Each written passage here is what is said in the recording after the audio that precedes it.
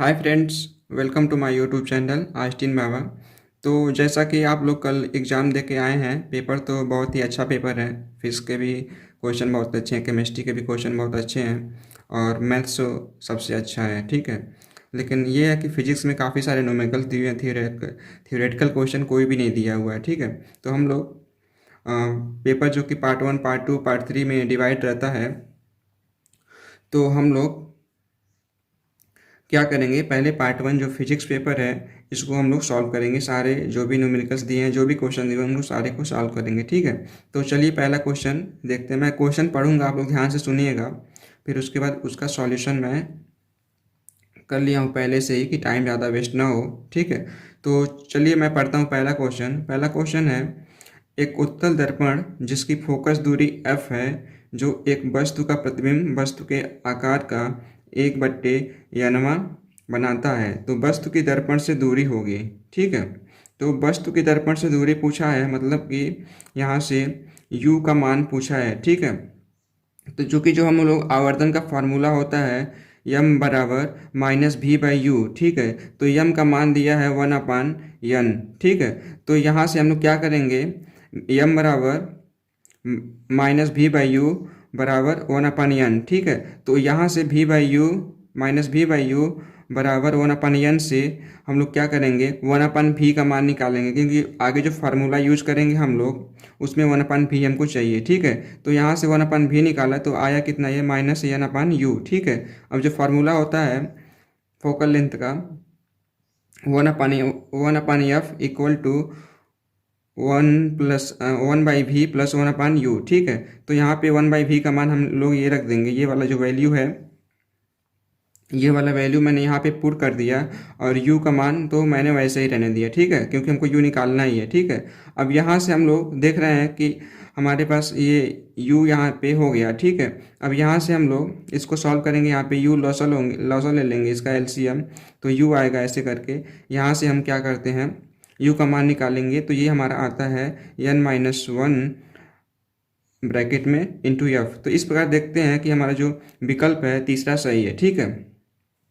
अगला क्वेश्चन हमारा क्या है कि 20 न्यूटन का एक बल एक पिंड पर लगाया जाता है, तो पिंड बल की दिशा में 45 डिग्री कोण से 1 मीटर गति करता है, तो बल के द्वारा किया गया कार्य हो, तो बल द्वारा किया गया कार्य होगा, ठीक है। तो W का जो फार्मूला होता है किया गया कार्य का, F into D cos theta होता है, ठीक है।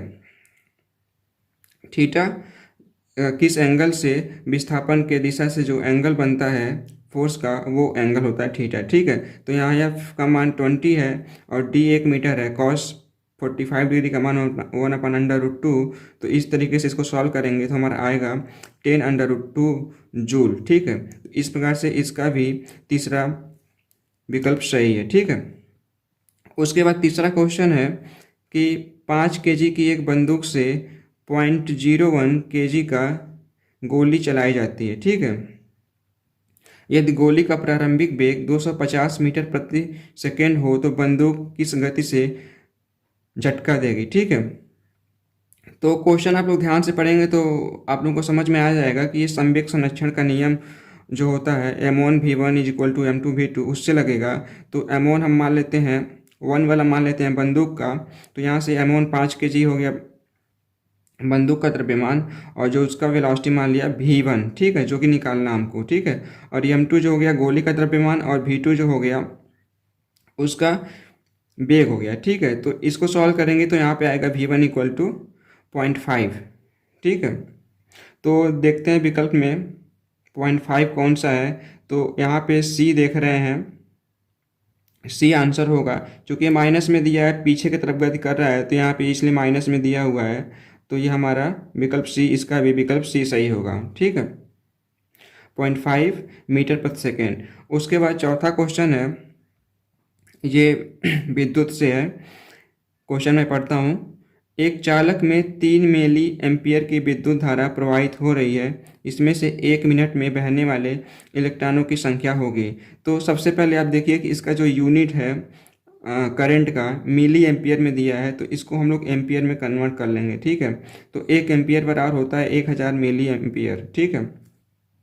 और जो आई का फार्मूला होता है क्यू बाई टी होता है, और जो क्यू होता है वो क्यू को हम लोग N into N into e लिख सकते हैं, जहाँ पे ई जो है ई माइनस या ई एक इलेक्ट्रॉन का आवेश है। ठीक है, तो एक इलेक्ट्रॉन पे आवेश में सपोज करते हैं हम लोग कि टोटल एन इलेक्ट्रॉन है। ठीक है, तो जो एन इलेक्ट्रॉनों का आवेश होगा वो क्यू के बराबर होगा। ठीक है, इसलिए एक इलेक्ट्रॉन के आवेश में एन से गुणा करके उसको क्यू के बराबर कर देंगे। ठीक है, और इसको डिवाइडेड बाई टी कर देंगे तो ये हमारा आई निकल आएगा। ठीक है, I is equal to q by t, और क्यू को एन इंटू ई लिख देंगे। ठीक है, अब बाई टी कर देंगे, तो यहाँ से हम एन का मान निकालेंगे तो आई इंटू टी बट्टे ई करके, ई क्या है एक इलेक्ट्रॉन का आवेश। ठीक है, अब आई का मान रख देंगे यहाँ पे 3 मिली एम्पियर था, तो इसको मैंने एम्पियर में कन्वर्ट कर लिया, तो इतना आएगा 3 गुणे 10 के पावर माइनस 3 एम्पियर। और टी क्या है 1 मिनट है, तो 1 मिनट को हम लोग 60 सेकेंड में कन्वर्ट कर लिए, तो ये 60 हो गया।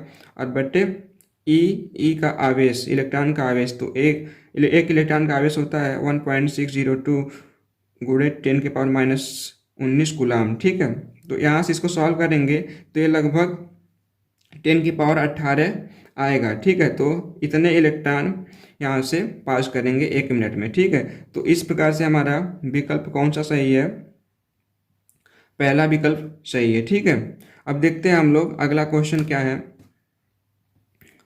अगला क्वेश्चन है कि 5 एक समान प्रतिरोध जो श्रेणी क्रम में जुड़े हुए हैं से 5 वाट की पावर उत्सर्जित होती है। यदि उनको समांतर क्रम में जोड़ दिया जाए तो उत्सर्जित पावर होगी। ठीक है, ये कह रहा है कि हमारे पास कोई प्रतिरोध है, 5 प्रतिरोध हैं और उनका सबका प्रतिरोध एक समान है। सपोज करते हैं वो R1 है। ठीक है, तो अगर उनको हम लोग श्रेणी क्रम में जोड़ते हैं तो आप लोग जानते होंगे श्रेणी क्रम में क्या होता है, आर बराबर होता है R1 plus R2 plus R3, ऐसे करके जितने भी रहेंगे उनको जोड़ लेते हैं। तो यहाँ से P का मान दिया हुआ है, P1 का मान दिया हुआ है कितना 5 वाट दिया हुआ है। ठीक है, और 5 वाट P1 का मान दिया हुआ है, और जो रेजिस्टेंस है यहाँ से हम भी का मान निकालेंगे, तो रेजिस्टेंस का मान R1, ये चूंकि श्रेणी क्रम में जुड़े हैं तो R1 बराबर हो जाएगा 5R। ठीक है, तो यहाँ से हम लोग भी का मान निकालेंगे, V1 का मान तो आएगा ये 25R। ठीक है, यहाँ पे इसको सॉल्व करेंगे, P1 equal to V1 square बट्टे R1। ठीक है, तो यहाँ पे R1 क्या है 5R हो जाएगा। ठीक है, क्योंकि 5 रेजिस्टेंस श्रेणी क्रम में जुड़े हुए हैं, तो यहाँ से V1 का मान निकालेंगे तो 5R आएगा, या V1 स्क्वायर का मान 25R आएगा। ठीक है, तो हमको क्या निकालना है P2, कब जब ये इन्हीं रजिस्टेंसों को क्या कर रहे हैं हम लोग समांतर क्रम में जोड़ दे रहे हैं। ठीक है, तो जब इन्हीं रजिस्टेंस को समांतर क्रम में जोड़ेंगे तो जो रजिस्टेंस आएगा R2 का मान होगा वो R/5 होगा। ठीक है, तो यहाँ से P2 बराबर V2 स्क्वायर बट्टे R2 का मान कितना हो गया 5/R हो जाएगा। ठीक है, तो इसमें क्या करेंगे भाग दे देंगे, तो P1/P2 आएगा कितना R2/R1 हो जाएगा। बाकी ये जो V1 और V2 हैं दोनों बराबर होंगे तो ये आपस में कट जाएंगे। ठीक है, तो यहाँ से R2/R1 होगा, ये R2 हो गया R/5 और ये बट्टे R1 करेंगे तो ये 1/5R हो जाएगा। अब मिलके कितना हो जाएगा 1/25। ठीक है, 1/25, तो P1/P2 हो गया कितना 1/25। जबकि P1 का मान कितना है, P1 का मान आपका है 5 वाट। ठीक है, तो यहाँ से P2 बराबर क्या हो जाएगा, P2 बराबर हो जाएगा 25 गुणे P1, तो यहाँ से PT बराबर 125 वाट हो जाएगा। तो इस तरीके से ये इसका हम लोग देख रहे हैं कौन, इसका भी आंसर सी सही है। ठीक है, अभी तक जितने हम लोग क्वेश्चन किए उसमें ज़्यादा सी सही हो रहा है। ठीक है, तो कितने बच्चे तुक्का भी ऐसे मार देते हैं। तो देखते हैं अगला क्वेश्चन क्या है। एक कार विरामावस्था से नियत दर ए से कुछ समय के लिए त्वरित की जाती है। ठीक है, इसके बाद कार नियत दर बीटा से, सॉरी पहला वाला अल्फा था, फिर से पढ़ते हैं क्वेश्चन में। एक कार विरामावस्था से नियत दर अल्फा से कुछ समय के लिए त्वरित की जाती है। इसके बाद कार नियत दर बीटा से मंदित की जाती है और कार विरामावस्था में आ जाती है। यदि कुल समय t लगा हो तो कार द्वारा प्राप्त किया गया अधिकतम वेग होगा। तो सबसे पहले क्वेश्चन समझते हैं। क्वेश्चन ये है कि कोई कार विरामावस्था में है और उस पर कोई फोर्स लगा के त्वरण उसमें अल्फा जनरेट किया जाता है, ठीक है। उसके बाद क्या होता है, जब वो मैक्सिमम वेलोसिटी पा लेता है तो वहाँ से क्या करते हैं, उस पर मंदन लगाने लगते हैं। मंदन कितना है, बीटा, ठीक है। तो इसको जो टोटल टाइम लगता है विरामावस्था में आने, जब मंदन लगाते हैं तो सपोज करते हैं जब उसको मंदन लगाते हैं, ठीक है, तो वो जब मैक्सिमम वेलोसिटी हो गया था उसका, जो पहला त्वरण लगाए थे, उसके बाद वो मंदन लगा के उसको रोकना था, ठीक है। तो दोनों में जो टाइम लगा रुकने में उसको टी है, कैपिटल टी। तो उसमें पूछ रहा है कार द्वारा प्राप्त अधिकतम वेग होगा, ठीक है। तो इसको हम लोग ऐसे सॉल्व करेंगे। v1 इक्वल टू v बराबर क्या होता है, u प्लस ए टी, ठीक है।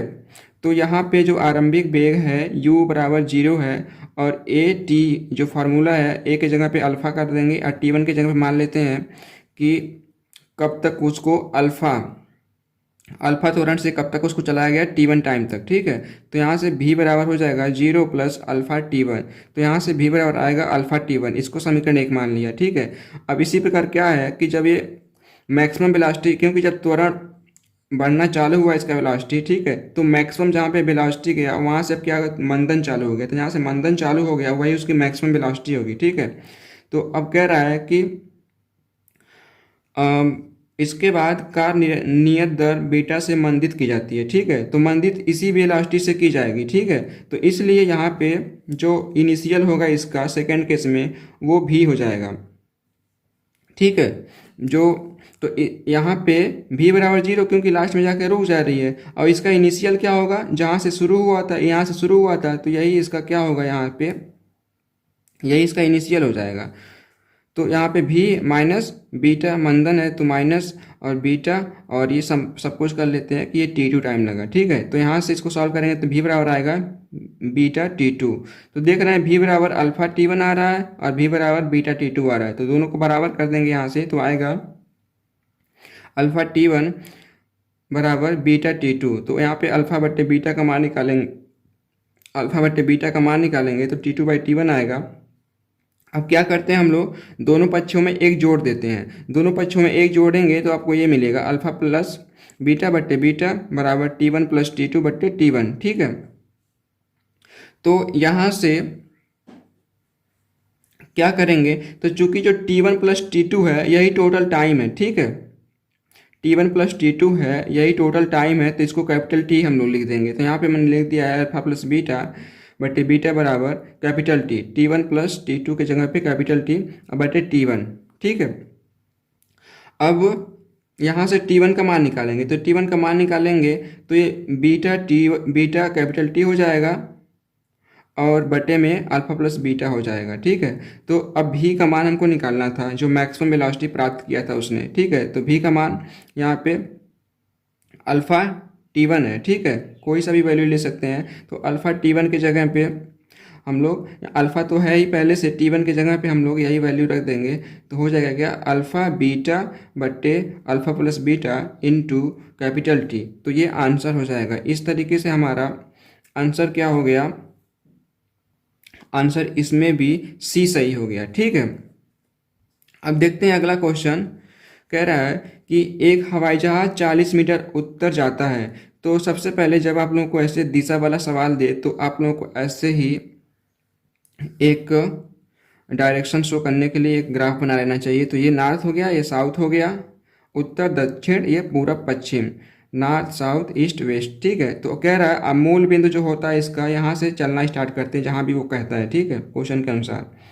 तो कह रहा है यहाँ पे कि एक हवाई जहाज 400 मीटर उत्तर जाता है। तो उत्तर इधर है, ठीक है, नॉर्थ साइड में। तो यहाँ से 400 मीटर सपोज करते हैं, ये 400 मीटर है, 400 यहाँ से यहाँ गया, ठीक है। अब कह रहा है कि उसके बाद 300 मीटर पश्चिम जाता है। तो पश्चिम इधर है, तो यहाँ से 300 मीटर पश्चिम ऐसे आ गया, ठीक है। अब देखते हैं क्या कह रहा है। अब कह रहा है कि उसके बाद वो 1200 मीटर ऊर्ध्वाधर ऊपर की ओर चला जाता है, ठीक है। तो अब जब यहाँ पे आ गया, यहाँ तो हॉरिजेंटल चला था, यहाँ से चला और यहाँ पे चला, ठीक है। ये 400 हो गया और 300। अब जब यहाँ पे 300 पे आया तो यहाँ से सीधे वो क्या कह रहा है कि वो 1200 मीटर ऊपर उठ गया। तो सपोज करते हैं जब मैं कलम है, ये उसका उठने का डायरेक्शन बता रहा हूँ, ठीक है। तो ये कितना है, 1200 मीटर हो गया, ठीक है। तो पूछ रहा है क्या कि इसका प्रारंभिक बिंदु से विस्थापन होगा। तो प्रारंभिक बिंदु क्या था, ये मूल बिंदु था, ठीक है।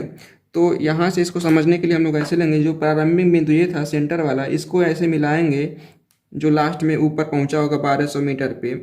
तो जो यहाँ पे मिलेगा ये यहाँ पे, ठीक है, यहाँ पे जो मिलेगा मूल बिंदु से पूछ रहा है, तो इसकी दूरी पूछ रहा है, ठीक है। तो ये तो जो होगा आप देख रहे हैं कि ये जो होगा हॉरिजेंटल से 90 डिग्री का कोण बना रहा है, ये वाला और ये, ठीक है। जो ये वाला और ये हॉरिजेंटल से 90 डिग्री का कोण बनाएगा और इसका पूछ रहा है, ठीक है। तो हमको क्या करना पड़ेगा, ये निकालना पड़ेगा जो हॉरिजेंटल में इस पॉइंट से मूल बिंदु से और यहाँ पे बीच का दूरी निकालना पड़ेगा, ठीक है। इसका और इसका बीच का दूरी निकालना पड़ेगा। तो ये कैसे निकलेगा, ये 400 तो था ही यहाँ पे, तो ये 400 था और ये 300 था। तो ये आप वहाँ पाइथागोरस प्रमेय से निकालेंगे तो 500 आएगा, ठीक है। अब ये 500 निकल गया, ये 500 है और ये 1200 है, ठीक है। तो ये 90 डिग्री का आपस में बना रहे हैं, 500 वाली लाइन और जो 1200 वाली लाइन ये 90 डिग्री पे बना रहे हैं। तो हमको ये वाला कोण निकालना है, तो फिर इसमें भी पाइथागोरस प्रमेय लगाएंगे। तो 500 का वर्ग प्लस 1200 का वर्ग, तो इसको जब सॉल्व करेंगे तो आपको 1300 आएगा, ठीक है। तो यहाँ पे इसका उत्तर जो हो जाएगा 1300 मीटर हो जाएगा, ठीक है। तो 1300 मीटर इसका उत्तर हो गया। ये मैंने किया वहाँ पे, ये 1200 हो गया, 500 इसको यहाँ पे ये 1300 हो जाएगा, ठीक है। उसके बाद अगला क्वेश्चन देखते हैं क्या है कि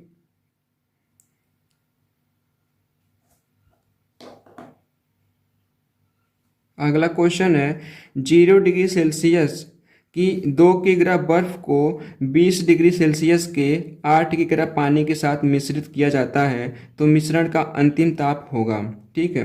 कह रहे हैं ये कि कोई बर्फ़ है 2 केजी है और उसका टेम्परेचर 0 डिग्री सेल्सियस है और उसको 20 डिग्री सेल्सियस ताप वाले और 8 केजी मात्रा वाले पानी में मिलाया जाता है। तो जो मिक्सर का टेम्परेचर होगा वो पूछ रहे हैं, ठीक है।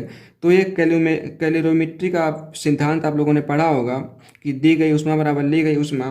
तो उससे इसको सॉल्व करेंगे। तो इसको मैं दिखाता हूँ, सॉल्व किया है मैंने इसको, बहुत ही लेंदी था ये, तो इसलिए यहाँ पे ये है, यहाँ पे ये जो है अंदर वाला पार्ट इसको समझिएगा। यहाँ पे क्या है, सबसे पहले तो ये जो आइस है 0 डिग्री सेल्सियस और 2 केजी के जो आइस है ये सबसे पहले 0 डिग्री सेल्सियस और 2 केजी के वाटर में चेंज होगा। तो इसमें क्या होगा, इसको लैटेंट हीट चाहिए, ठीक है, जो गुप्त ऊष्मा होती है, जो फेज चेंज होने के लिए जो ऊष्मा की आवश्यकता होती है उसे गुप्त ऊष्मा कहते हैं, ठीक है। तो ये 0 डिग्री सेल्सियस और 2 केजी आइस है, ये सबसे पहले लिक्विड में चेंज होगा, मतलब वाटर में चेंज होगा, ठीक है। तो वाटर का टेम्परेचर भी 0 डिग्री सेल्सियस ही होगा, अब मात्रा तो सेम ही रहेगा, तो चेंज ही नहीं होगा, ठीक है। तो इसमें जो वो ऊष्मा लेगा वो किससे ऊष्मा लेगा, जो हमारा गर्म पानी जिसमें मिला रहे हैं उसी से ऊष्मा लेगा, किसी और सोर्स से उसमें ऊष्मा नहीं लेगा, कोई और सोर्स उसमें है ही नहीं, ठीक है। तो यहाँ से हम लोग क्या करेंगे, ली गई ऊष्मा बराबर दी गई ऊष्मा। ली गई ऊष्मा ली किससे जा रही है, जो ठंडा है, जो बर्फ़ है उससे ली जा रही है। दी किससे जा रही है, जो गर्म वाला पानी है पहले से 20 डिग्री सेल्सियस पे और 8 केजी का उससे। तो यहाँ पे क्या करेंगे हम लोग, ये यम इंटू यल है, ये यम इंटू यल है जो, तो यम क्या है 2 केजी हो गया आइस का द्रव्यमान, और यल क्या है बर्फ की गुप्त ऊष्मा। तो यम इंटू यल, तो यम का मान 2 और यल का मान 334 किलो जूल पर केजी होता है, ठीक है। तो ये यहाँ पे हो गया प्लस। अब सपोज कर लेते हैं कि जो मिक्सचर का टेम्परेचर है वो टी है, ठीक है, ये टी है। तो अब उसको 0 डिग्री सेल्सियस से टी तक पहुंचने के लिए कितना ऊष्मा देना पड़ेगा। तो आप लोग पढ़े होंगे विशिष्ट ऊष्मा, 1 डिग्री सेल्सियस ताप बढ़ाने के लिए जितनी ऊष्मा की आवश्यकता होती है उसे विशिष्ट ऊष्मा कहते हैं।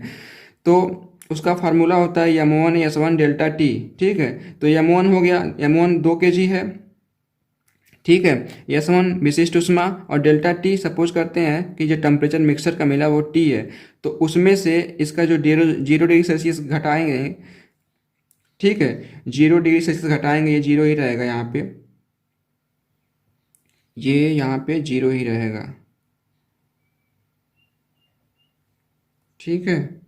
तो इसको आप लोग यहाँ से 0 ही कर लीजिएगा, ये आपका ये 0 है पूरा, ठीक है। तो ये 0 है, T-0 करेंगे यहाँ पे तो T हो जाएगा, ठीक है। तो अब ये तो हो गया ली गई उष्मा। अब दी गई उष्मा वो दिया किसने, जो गर्म पानी है, तो उसका M2S2 वो ठंडा हुआ होगा, तो ठंडा होने में दी गई उष्मा कितनी होगी, M2S2 डेल्टा टी, ठीक है। M2 क्या है, वो गर्म पानी का द्रव्यमान, गर्म पानी का विशिष्ट उष्मा, और उसमें जो टेम्परेचर में परिवर्तन हुआ 20 डिग्री सेल्सियस से जितना नीचे आया उतना, ठीक है। तो 8 हो गया ये द्रव्यमान, M2 से 8, और S2 का जो मान होता है 4.186 किलो जूल पर केजी होता है। और ये 20 डिग्री सेल्सियस से कहाँ तक आया था, टी टेम्परेचर तक, जो टी हमने माना था, ठीक है। तो वही टी मैंने यहाँ पे 20 माइनस टी कर दिया। अब इसको सॉल्व करेंगे आप लोग, थोड़ा लेंदी है लेकिन आसान है। तो टी का मान आपको मिलता है यहाँ पे 0.042 डिग्री सेल्सियस, ठीक है, 0.02 डिग्री सेल्सियस। तो देख रहे हैं कि आपके विकल्प में कोई इससे मैच नहीं कर रहा है, तो इस तरीके से इसका जो आंसर हो जाएगा, इनमें से कोई सी नंबर हम कर सकते हैं। 0 नहीं होगा, काफ़ी बच्चे 0 कर दिए होंगे, लेकिन 0 नहीं होगा क्योंकि यहाँ पे टेम्परेचर का मान आ रहा है, ठीक है, 0.04 डिग्री सेल्सियस, ठीक है। तो इसलिए इनमें से कोई होगा। तो अब अगला क्वेश्चन देख, थोड़ा ये टिपिकल क्वेश्चन है, किसी को समझ में नहीं आएगा तो कमेंट बॉक्स में बताएगा, मैं उसको फिर से समझा दूंगा, ठीक है। अब अगला क्वेश्चन देखते हैं।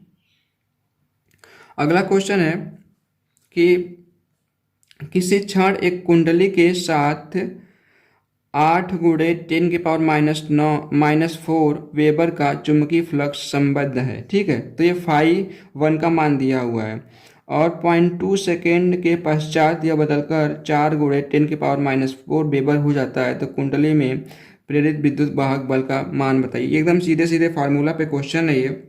जो भी का मान होता है -φ2 -φ1 बटे टी होता है, तो φ2 का मान दिया हुआ है और φ1 का मान दिया हुआ है और टी का मान दिया, इसको आप घटाएंगे तो ये आ जाएगा ये आएगा कितना आपका 2 गुणे 10 की पावर -3 वोल्ट, ठीक है। तो 10 की पावर -3 को हम लोग मिली वोल्ट में कन्वर्ट कर लेंगे तो 2 मिली वोल्ट आएगा। तो यहाँ पे 2 मिली वोल्ट आंसर कौन सा दिया हुआ है,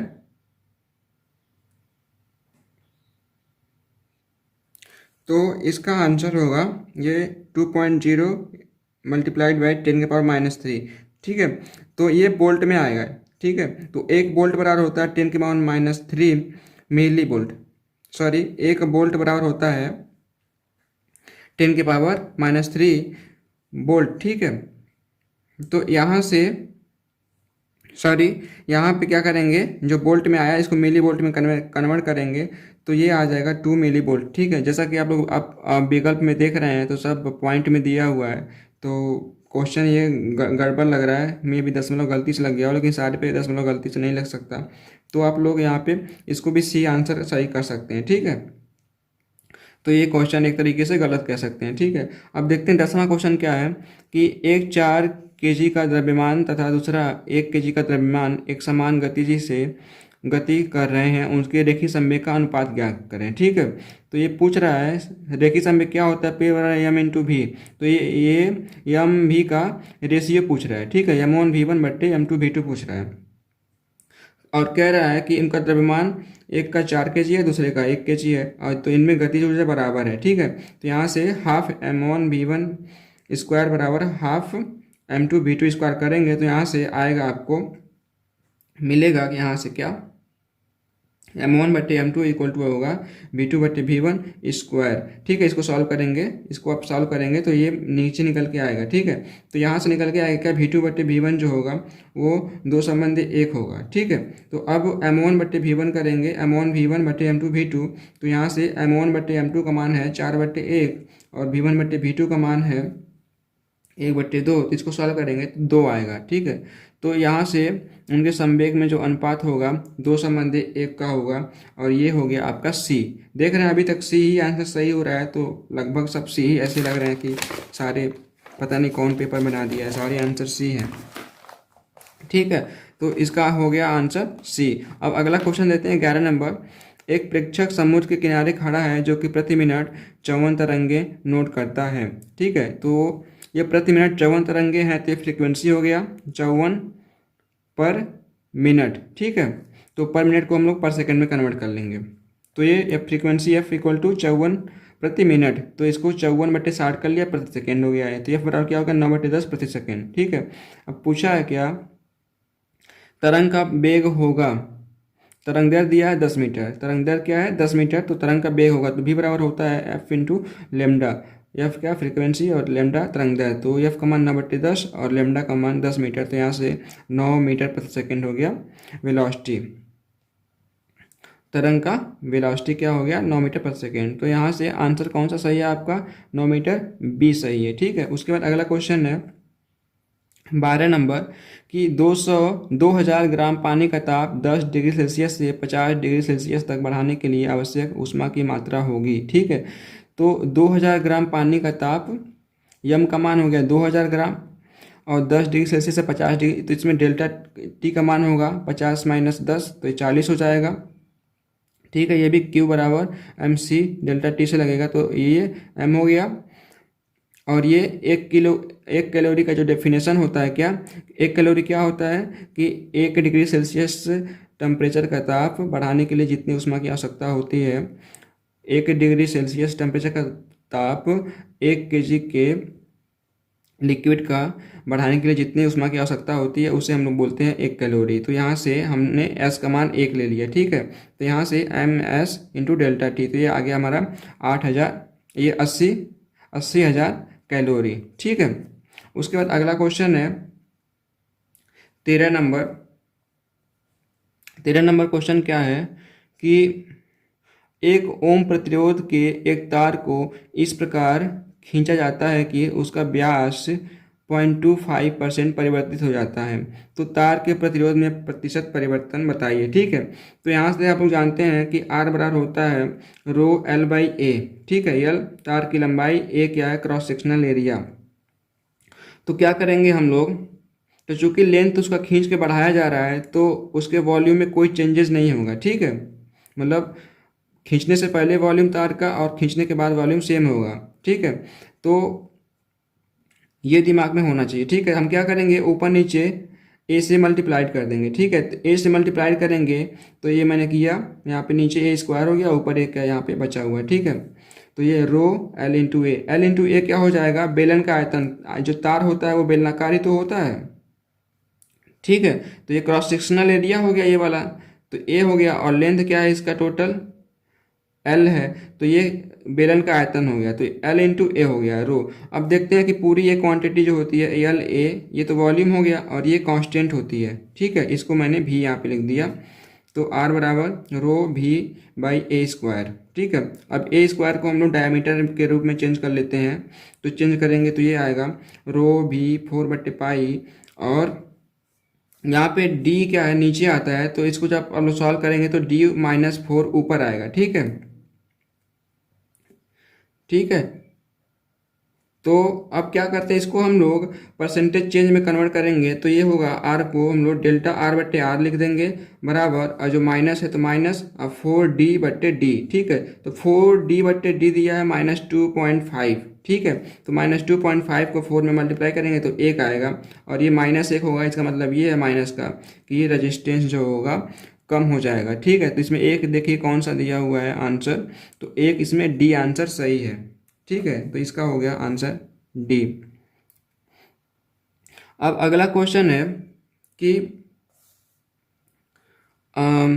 एक लेजर सिग्नल चंद्रमा पर भेजा जाता है जो t सेकेंड में वापस आ जाता है। यदि प्रकाश की चाल c हो तो चंद्रमा की दूरी प्रेक्षक से होगी। ठीक है, लेजर मतलब ये है कि कुछ लाइट बीम, ठीक है, जैसे आप टॉर्च जलाते हैं कहीं पे दीवार पे, उस तरीके का है।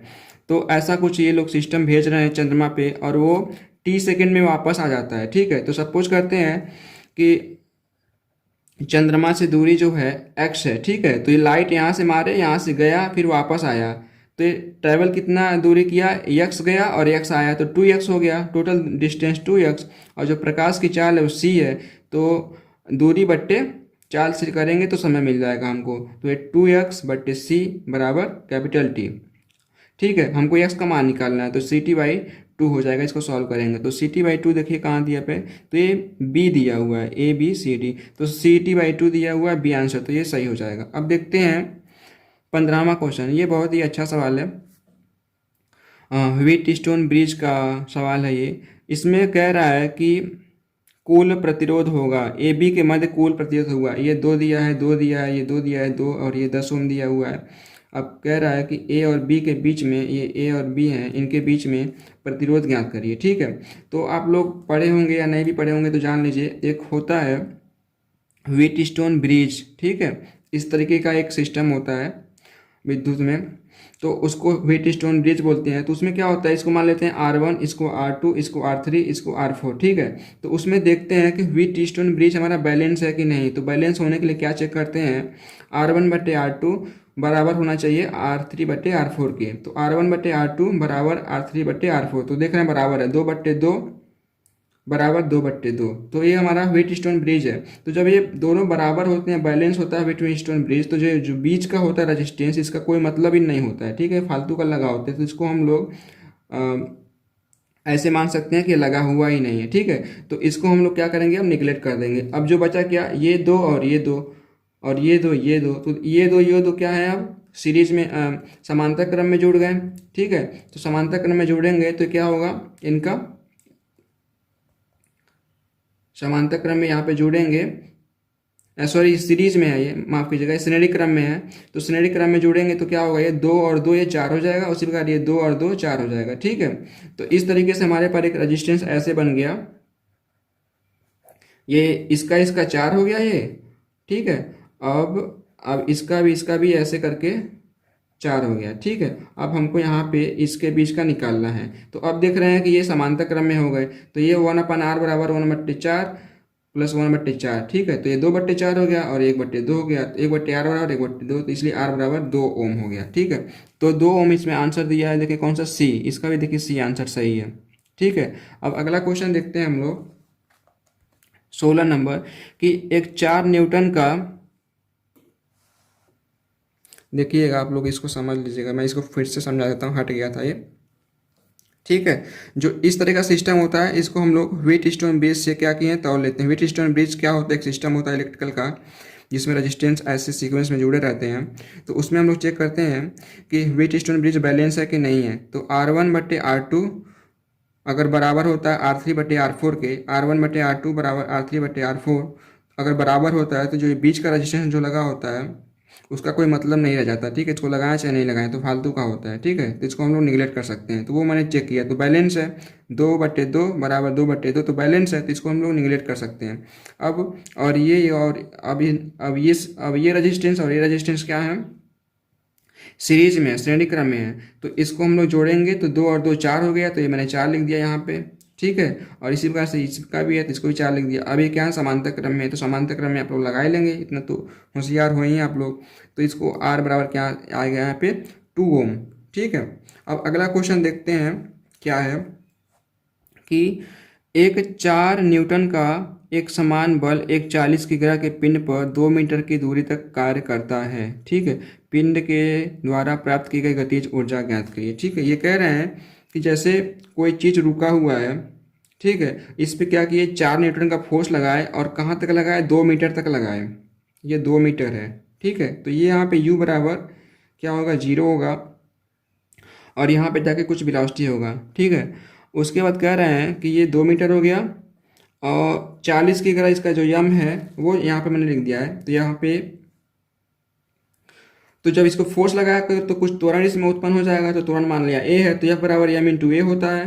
तो F का मान यहाँ पे दिया हुआ कितना, 4 न्यूटन का फोर्स लगा रहे हैं। m का मान दिया हुआ कितना, 40 की ग्रह का पिंड है। ठीक है, तो यहाँ से ए का मान निकालेंगे तो आएगा कितना, 0.1 मीटर प्रति सेकेंड स्क्वायर। ठीक है, m का मान 40 और ये 4, तो 4/40, तो 0.1 मीटर प्रति सेकेंड स्क्वायर। ठीक है, अब देखेंगे जो गति का समीकरण होता है v स्क्वायर बराबर यू स्क्वायर प्लस 2as। तो यहाँ पे u का मान क्या है, 0, शुरू में वेलोसिटी 0 ही रहा होगा। ठीक है, तो यहाँ से 2as, u स्क्वायर का मान 0, 2 a का मान 0.1 और s कितना चला है, ये 2 मीटर। तो यहाँ से आगे कितना, v स्क्वायर का मान 0.4। ठीक है, अब हमको क्या निकालना है, गतिज ऊर्जा। इसमें कितनी गतिज ऊर्जा आ जाएगी। ठीक है, तो E बराबर हाफ mv स्क्वायर, तो 1/2 एम का मान 40 और v स्क्वायर का मान 0.4। ठीक है, तो इसको सॉल्व करेंगे तो 8 जूल आएगा। तो 8 जूल कौन सा है,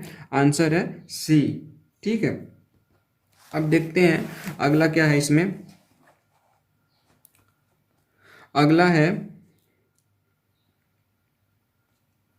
एक लैंप पर 60 वाट और 220 वोल्ट अंकित है। आप लोग के घर पे वोल्ट वोल्ट होगा। ठीक है, बल्ब वगैरह कोई भी, तो उस पर देखिएगा ऐसा लिखा रहता है, सारे बल्ब में लिखे रहते हैं। तो आप लोग अभी भी देख सकते हैं। तो उस पर दिया हुआ है कि एक लैंप है, 60 वाट और 220 वोल्ट अंकित है। इसे 200 वोल्ट पर चलाया जाता है।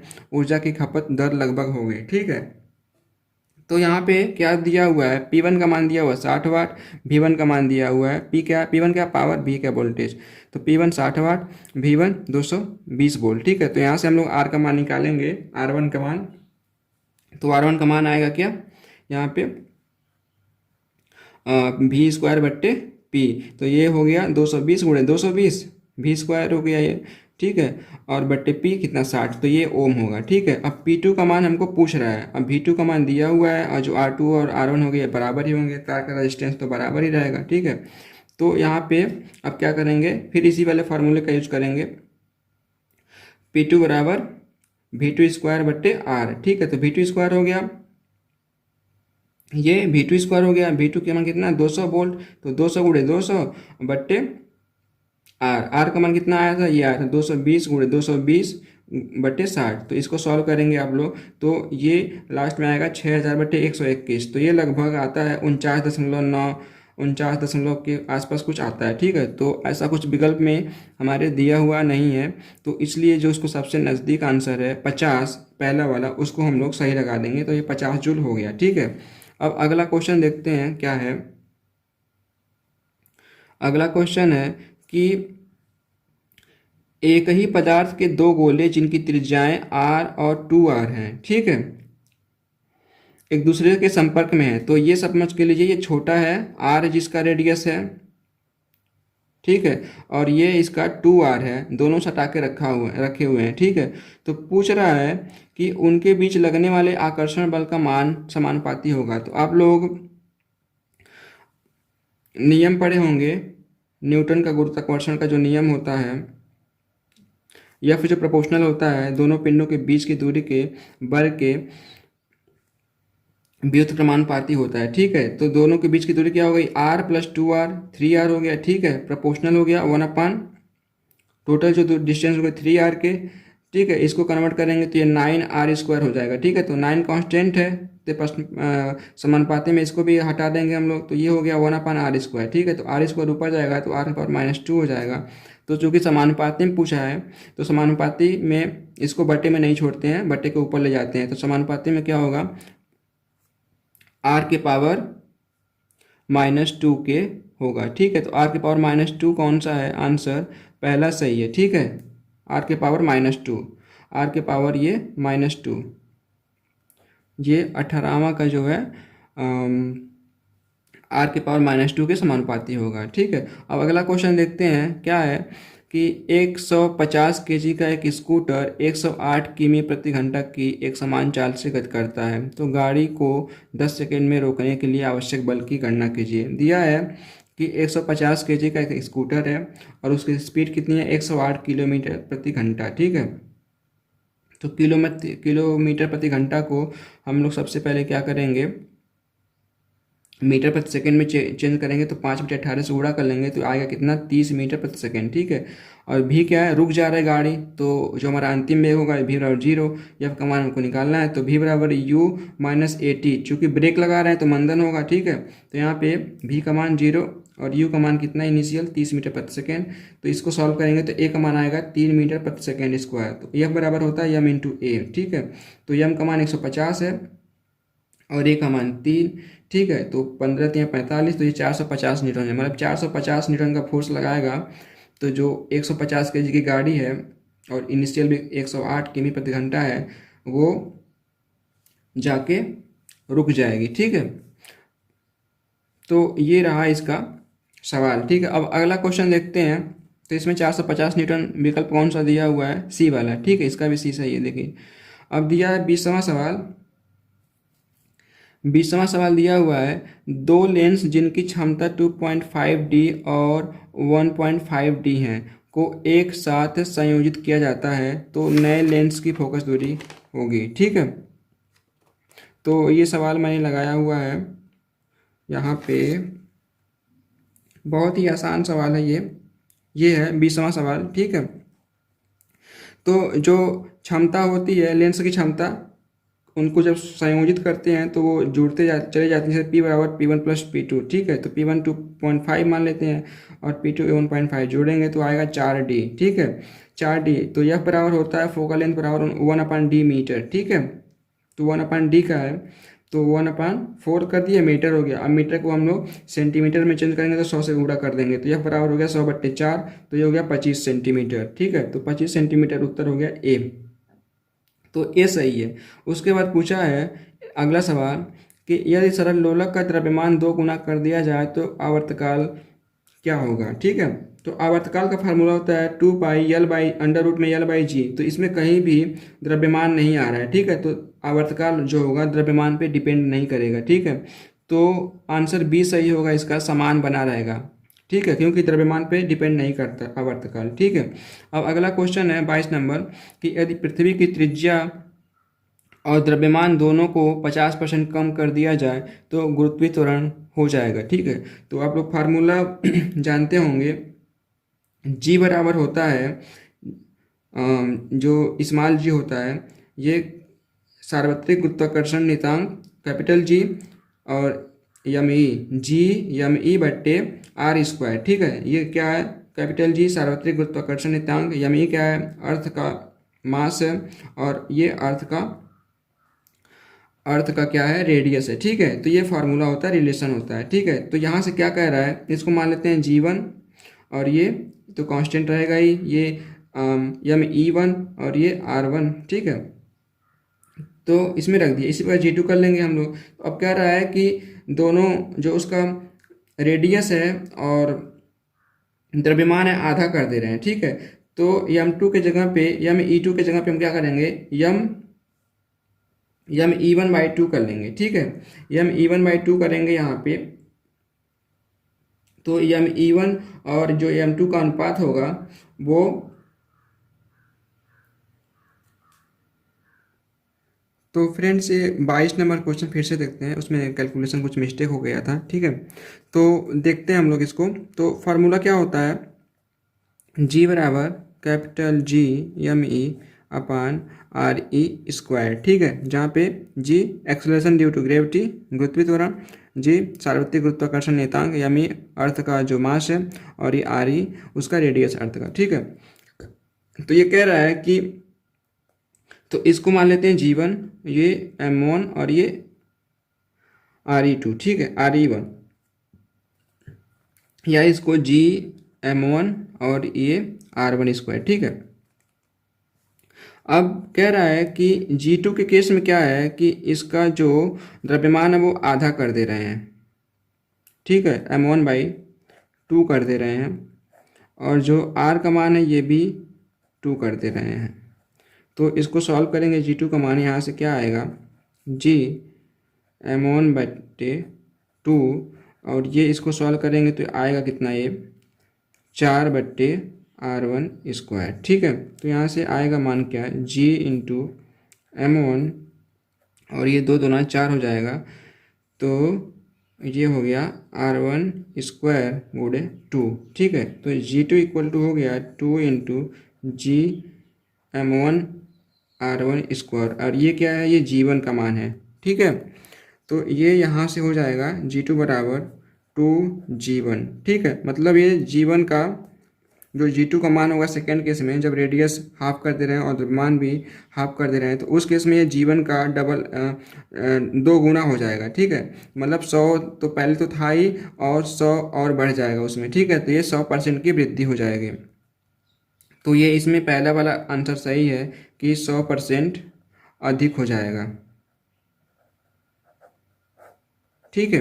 तो ये उसका आंसर हो गया ए का, ठीक है। अब अगला क्वेश्चन देखते हैं क्या है कि एक गुब्बारे में हीलियम गैस 27 डिग्री सेल्सियस और 1 वायुमंडलीय दाब पर 5000 मीटर क्यूब भरी है, ठीक है। हीलियम गैस का आयतन -3 डिग्री सेल्सियस और 0.5 वायुमंडलीय दाब पर ज्ञात करिए। तो ये सिंपल सा फार्मूला है, P1V1/T1 बराबर P2V2/T2। यहाँ से आप लोग सॉल्व करेंगे तो आ जाएगा, ठीक है। यहाँ पे इंपॉर्टेंट क्या है कि टेम्परेचर को आप लोग क्या करेंगे, केल्विन में चेंज कर लेंगे 273 जोड़ के, ठीक है। बाकी आप लोग सॉल्व करेंगे तो सीधे आ जाएगा कितना, 900 मीटर क्यूब, ठीक है। तो ये इसमें ए आंसर सही है। उसके बाद अगला 24 नंबर क्वेश्चन क्या है। 24 नंबर क्वेश्चन में क्या है कि दो समांतर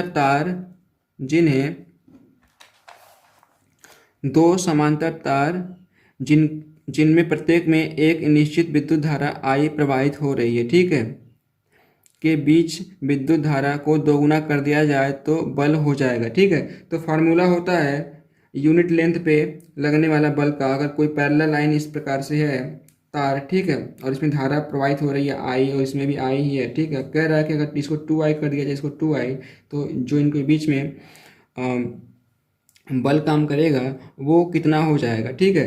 तो उसको हम लोग इस फार्मूले से देखते हैं, F/L यूनिट लेंथ पे लगने वाला फोर्स है, क्या होता है, म्यू I1 इंटू I2/2πD, ठीक है। तो यहाँ से क्या करेंगे, ये तो कांस्टेंट है, म्यू कांस्टेंट है और यल भी कांस्टेंट है, ठीक है, और 2πD भी कांस्टेंट है। तो केवल करंट चेंज हो रहा है, ठीक है। तो यहाँ पे I1 इसको मान लेते हैं F1, और ये I1 I2, और सेकेंड केस में F2, और ये, तो इसमें क्या हो रहा है, जो I2 हो रहे हैं, चेंज हो रहे हैं, वो 2 हो जा रहे हैं, ठीक है। तो ये 2I1 मैंने लिख दिया है, यहाँ पे भी 2I2 लिख दिया है, ठीक है। तो ये क्या हो गया, 4I1 I2, ठीक है। तो यहाँ पे देख रहे हैं कि ये 4 गुना हो जा रहा है, ठीक है। तो 4 गुना वाला आंसर कौन सा है, डी सही है। तो हमारा आंसर हो जाएगा डी, F2 बराबर 4F1 करके, ठीक है। तो 4 गुना हो जाएगा, ठीक है। अब अगला क्वेश्चन है 25 नंबर, लास्ट है। प्रकाश जिसकी तरंगदैर्ध्य वायु में 6000 एंगस्ट्रॉम है, एक माध्यम जिसका अपवर्तनांक 1.5 है में प्रवेश करता है, तो माध्यम में प्रकाश की आवृत्ति तथा तरंगदैर्ध्य होगी, ठीक है। तो आवृत्ति और तरंगदैर्ध्य दोनों पूछा है।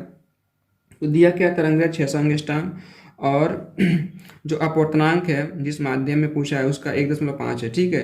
तो आप लोग जानते हैं C बराबर होता है F इंटू लेमडा, ठीक है। F क्या है, फ्रीक्वेंसी, ठीक है। तो यहाँ से हम लोग क्या करेंगे, C क्या है, प्रकाश की चाल है, 3 × 10⁸, और F का मान हमको निकाल लेंगे यहाँ से।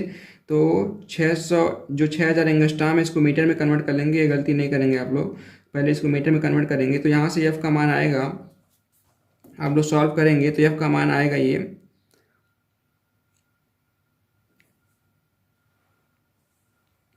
यहाँ पे F का मान आएगा ये 0.5 × 10⁻15 या 5 × 10⁻14 हर्ट्ज, ठीक है। अब हमको क्या निकालना है, ये तो हो गया फ्रीक्वेंसी का मान। अब हमको निकालना है क्या, वेवलेंथ, ठीक है। तो चूंकि अपवर्तनांक बराबर होता है C/V, प्रकाश का चाल बट्टे दूसरे माध्यम में चाल, ठीक है, दूसरे माध्यम में उसकी चाल, ठीक है। तो इसका अनुपात होता है। तो यहाँ से हम निकालेंगे 1.5 हो गया, और C का 3 × 10⁸8, ठीक है, और ये उस मीडियम में उसकी चाल होगी, ये तो प्रकाश की चाल हो गई। तो यहाँ से V का मान निकल के आएगा 2 × 10⁸8 मीटर प्रति सेकेंड, ठीक है। अब फिर V का फार्मूला जो होता है फ्रीक्वेंसी इंटू लेमडा, ठीक है। तो यहाँ से लेमडा का मान होगा V बाई एफ, तो 2 गुणे 10 के पावर 8, 2 गुणे 10 के पावर 8 बटे, और यहाँ 5 गुणे 10 के पावर 14, ठीक है। तो इसको आप सॉल्व करेंगे तो आएगा कितना, यहाँ पे आ जाएगा आपका 4000 एंगस्ट्रॉम आंसर आ जाएगा, ठीक है। तो इस तरीके से फ्रीक्वेंसी कितनी आ गई आपकी, 5 गुणे 10 के पावर 14 और 4000 एंगस्ट्रॉम। इस प्रकार से ये डी आंसर सही है, ठीक है। तो दोस्तों उम्मीद करता हूँ ये आप लोगों को वीडियो पसंद आया होगा। सारे सॉल्यूशन हम लोग कर चुके हैं, ठीक है। तो अब हम लोग आगे वीडियो में केमिस्ट्री का भी और मैथ्स का भी वीडियो सारे सॉल्यूशन उसको देखेंगे, ठीक है। तो फिर मिलते हैं अगले वीडियो में। थैंक यू, धन्यवाद।